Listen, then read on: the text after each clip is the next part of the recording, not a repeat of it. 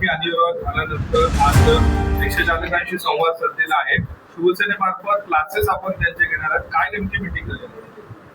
1 मे पासून मराठी भाषा रिक्षा आणि टॅक्सी चालकांसाठी अनिवार्य करण्याची घोषणा परिवहन मंत्री आदरणीय प्रताप सरनाईक साहेबांनी केली आहे. आणि त्याच्यानंतर काही लोकांनी राज्यामध्ये वातावरण खराब करण्याचा प्रयत्न केला आहे. परंतु माहिती घेतली असता जे माहोल खराब करण्याचं काम करत आहेत त्यांच्याकडे ना लायसन आहेत, ना बॅच आहेत, ना त्यांचं काय स्वतःचं काहीच नाही आहे. आणि त्यांचं कार्यक्षेत्रच रिक्षा आणि टॅक्सी नाही आहे. असे लोक वातावरण खराब करण्याचं काम करत आहेत. परंतु आता आपण बघितलं असेल कित्येक उत्तर भारतीय आणि दुसरे परप्रांतीय ज्यांना मराठी भाषा येत नाही त्यांना शिकण्याची आवड आहे. आणि परिवहन मंत्र्यांनी सुद्धा आता त्यांना सवलत त्यांनी मागितलेली आहे. ती सवलत देण्याचं मीटिंग आता चालू आहे. आणि मला खात्री आहे की काही महिन्यांची सवलत उत्तर भारतीयांना मिळेल.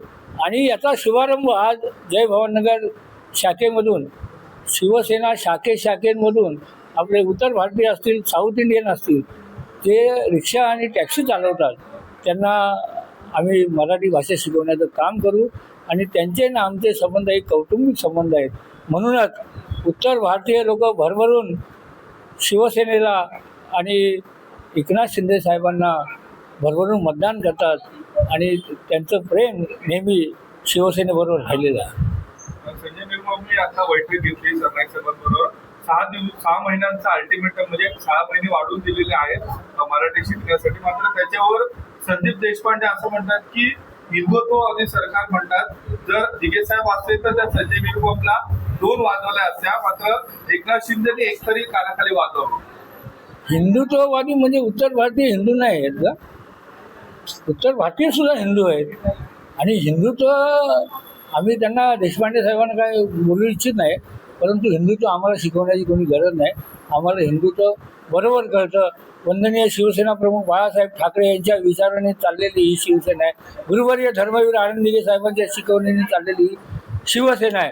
त्याच्यामुळे आम्हाला हिंदुत्व शिकवण्याची काय गरज नाही.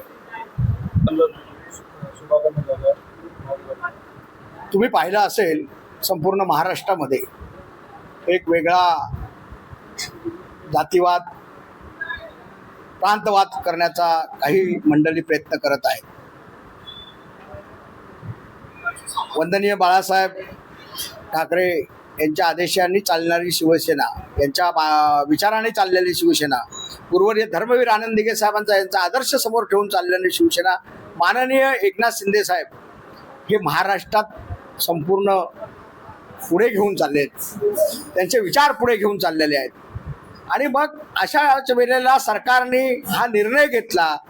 आदरणीय परिवहन मंत्री प्रतापजी सरनाईक यांनी एक निर्णय घेतला का महाराष्ट्रामध्ये जे रिक्षा टॅक्सी चालक मालक आहेत, जे व्यावसायिक आहेत, त्यांना प्राथमिक मराठी येणं अनिवार्य आहे. कारण का तर व्यावहारिक ज्ञान हा फार महत्त्वाचा असतो. आणि ज्या वेळेला त्या रिक्षामध्ये एखादा प्रवासी मराठी बसला, त्याचं हिंदी येत नसेल, तो मराठी बोलला, तर त्या रिक्षा चालकाला कळलं पाहिजे का मला मराठी याला कुठे जायचं आहे. हे बेसिक जो शिक्षण आहे हे देणं अपेक्षित आहे. आणि म्हणून आज या ठिकाणी माननीय एकनाथ शिंदे साहेबांच्या आदेशाने आम्ही शिवसेना शाखा जय भवानीनगर का माझ्या या प्रभागामध्ये मोठ्या प्रमाणात उत्तर भारतीय लोक रिक्षा टॅक्सी व्यवसाय करणारे राहतात, वास्तव्याला आहेत. मग दशरथ यादव आणि आम्ही सर्व मंडळी बसलो. आमची एकता रिक्षा टॅक्सी चालक सेनेचा मी सल्लागार म्हणून काम करतोय. त्यामुळे युनियनच्या माध्यमातून आम्ही ठरवलं की आपण शाखांमध्ये अशा प्रकारची प्रशिक्षण केंद्र सुरू करूया. त्यांना शिकवणी सुरू करूया. ज्यांना मराठी येत नाही त्यांना बेसिक मराठी शिकवण्याचं काम आम्ही लोक सुरू करणार आहेत. तर त्या विनयनी मला वाटतं त्याला पहिलेच कळलं होतं.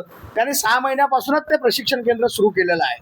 आणि मग आम्ही या आमच्या प्रभागामध्ये हे सुरू करण्याचा मानस आम्ही केला. आणि आज त्यासाठी मी शिवसेनेचे सचिव राम रेपाले साहेबांना दुपारीच सांगितलं तर बाबा या ठिकाणी आपण अशा प्रकारची संकल्पना करतोय. आणि ज्या ज्या वेळेला चांगला विचार घेऊन आम्ही पुढे चालत असतो त्यामुळे आम्ही एकमेकाच्या हातात हात घालून काम करत असतो. शिंदे साहेबांनी आम्हाला हेच शिकवलेलं आहे. आणि त्यामुळे आमच्या या शाखेतनं आम्ही सुरुवात केलेली आहे.